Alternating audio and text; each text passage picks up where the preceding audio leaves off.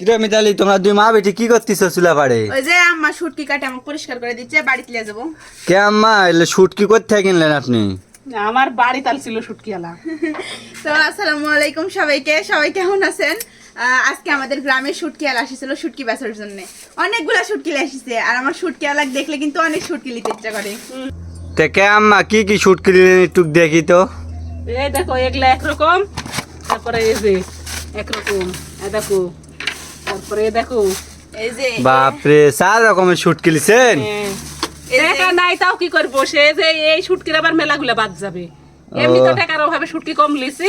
এই শুটকি আমি লিছি কারণ আমি লিছি এই শুটকি, আম্মা লিবে না। আম্মা এই শুটকি রাঁধতে পারে না, লোটটা শুটকি। আমি আমার ছোট শাশুড়ির থেকে শিখেছি এই লোটটা শুটকি কিভাবে রান্না করতে হয়, ভর্তা করে বলে দিই আমি।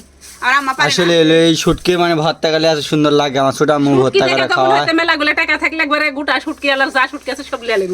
এই তো এগুলো হচ্ছে জাল মাছের শুটকি। সেই প্রিয় জাল মাছ একবারে। মানে অবশ্য সবাই চিনবে না, এটা হচ্ছে চিংড়ি মাছের শুটকি, ছোট চিংড়ি দেখি একটু শুটকি। খুলে খুলে দেখাও। এটা হচ্ছে ছোট চিংড়ির শুটকি। আমরা আবার গ্রামের ভাষায় জাল মাছ বলি, তাহলে আম্মা এই তো চিংড়ি মাছ। এই কি সুন্দর শুটকি। এর আবার পেঁয়াজ দিয়ে খালি ভুনা শুটকির করলে কালার সুন্দর আছে, কিন্তু বর্ষার জন্য শুটকিটা ভারী ভিজা বেশি, ভিজা। ভিজা ভিজা, ও, ওই জন্য অল্প ধরেছে ওই জন্য। আর এই তো এই শুটকির নাম কি জানো বললো? এই যে কি আমরা দেখি এটা কি শুটকি? এই যে আমরা তো চিনি না। এটা জানি না আমরা কি শুটকি, আপনারা সবাই কমেন্টে বলে দিবেন, আমার বুঝলেন খাই যে এটা কিন্তু কি জানি না শুটকি। তো। এটা কি শুটকি অবশ্যই কমেন্ট করে জানাবেন। তারপরে এই তো আরেকটা আছে কি শেষে, জঙ্গল আরে দিছে দেখছো? খাই জঙ্গলি দিস তাহলে।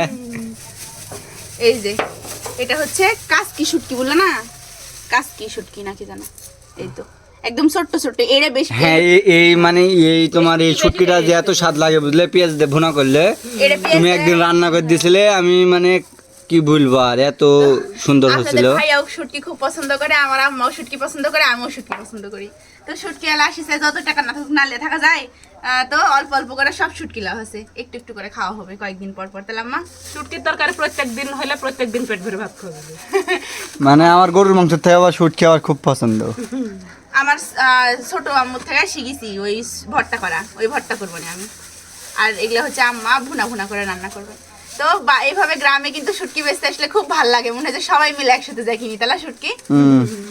তো এই তো ওগুলো হচ্ছে আমি বাড়িতে বান্ধালে যাবো, তাই আম্মা খুব সুন্দর করে পরিষ্কার করে দিল। আমাকে আর যায় বাড়ি পরিষ্কার করা লাগবে না, নিকো খালি যায় রান্না করবো। বেশি করে রসুন দিয়ে পেঁয়াজ দিয়ে শুকনো মরিচ দিয়ে ভর্তা করলে খুব মজা লাগে খেতে। রান্না করে আপনাদের সাথে ভিডিও শেয়ার করবো আবার। অবশ্যই ইনশাল্লাহ।